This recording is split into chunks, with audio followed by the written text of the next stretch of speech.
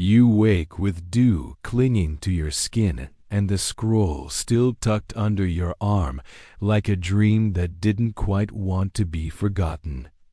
The basin of water beside you is still, reflecting a sky that's just beginning to blush with morning.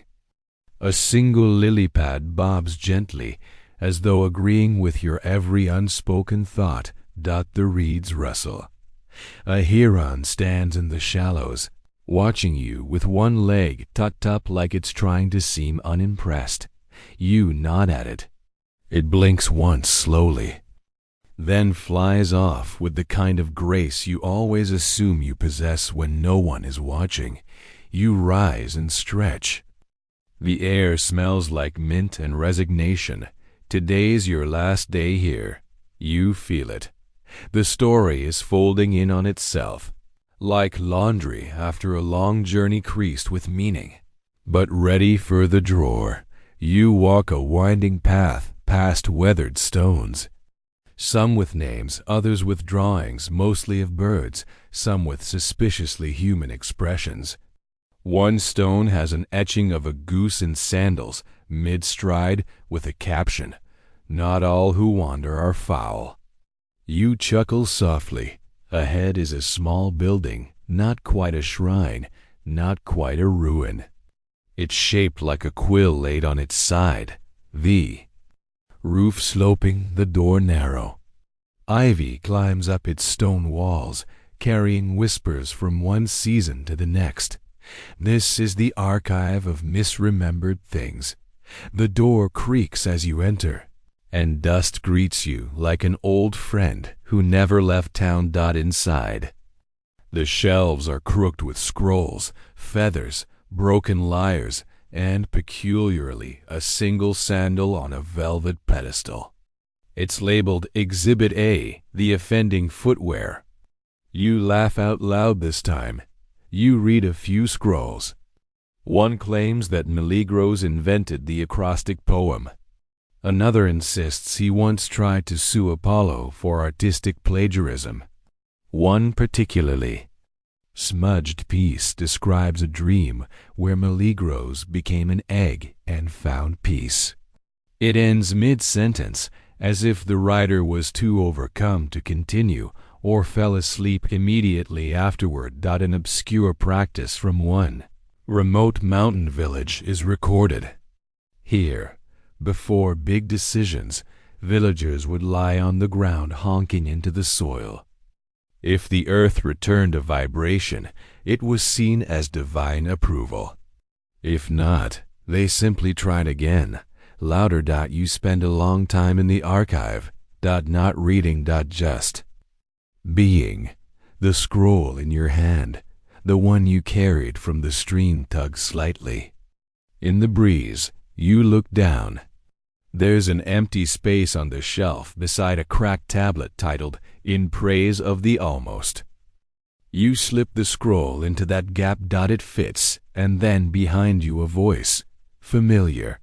Did you file it under wisdom or miscellaneous? You turn. Meleagros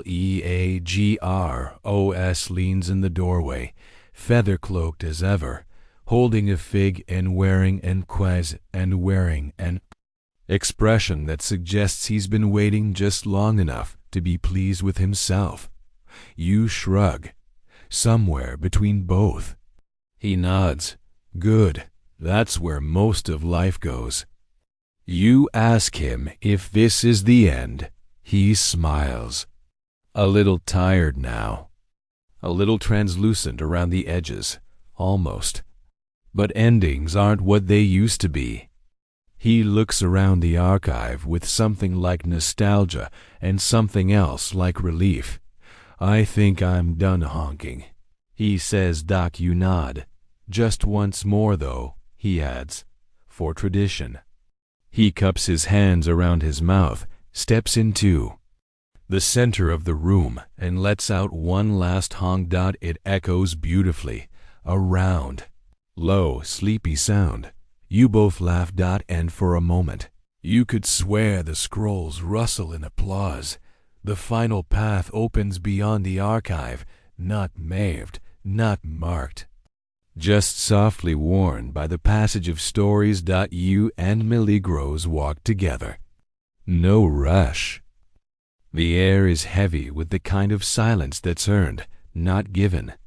People kept asking me if I regretted it, he says. The play, the punishment, the feathers. But they never asked if I liked it.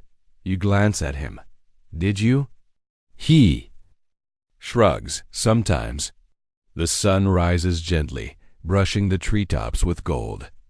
A rabbit hops across the path and stops to stare, as if waiting for a good closing line. Milligros raises an eyebrow. Sorry, nothing punchy today. The rabbit shrugs and continues on its way. You pass a stone bench where someone's carved. Clarity comes with molting. Another reads, Beware of gods who critique theater.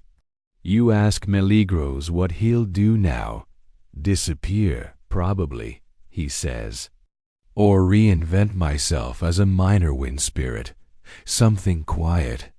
You nod. He stops walking. Ahead is a field. Grassy. Endless. Dotted with white feathers and small olive trees. In the center, a nest. But it's not a bird's nest. It's large. Human-sized. Woven of branches and memory. Milligros gestures toward it. This is where I step off. You hesitate. Can I follow? He smiles. Not yet. But you'll feel the feathers when it's time. You embrace. Awkwardly. Feathers are involved. He steps into the nest, lies down, folds his arms, and exhales. And in that moment, he becomes still. Not gone. Just still. Like a line drawn to the end of a poem. You turn and begin to walk back. Slowly. No rush. The path remains soft underfoot, scattered with fig stems and scattered rhymes. And behind you, just once more, a honk. Warm. Grateful. Final. The Thames. Return is quieter. The trees nod. The wind hums. You pass the stream, the stage, the hilltop chair. Each one a little dimmer now, a little softer, like a lantern at the edge of its glow. The shrine of Milligros stands open. Empty. You step inside, light a lamp, and set it down where the statue once stood. No more cracked wings. Just space. Single white feather rests where the altar once burned. You don't touch it. You don't need to. You sleep one more night in Arcadia, under the stars. In a bed of grass with the sounds of insects and old stories drifting across your mind like silk. The people of the village wake and go about their day. Someone sings off-key. Someone loses a sandal. Someone tells a tale about a goose they once saw in a dream. You're already part of it, not as a goose, not as a god, but as someone who listened. And now, as the stars scatter like breadcrumbs across the velvet sky, your thoughts drift downward, slower. And slower still. Your breath moves in and out like waves along a distant shore.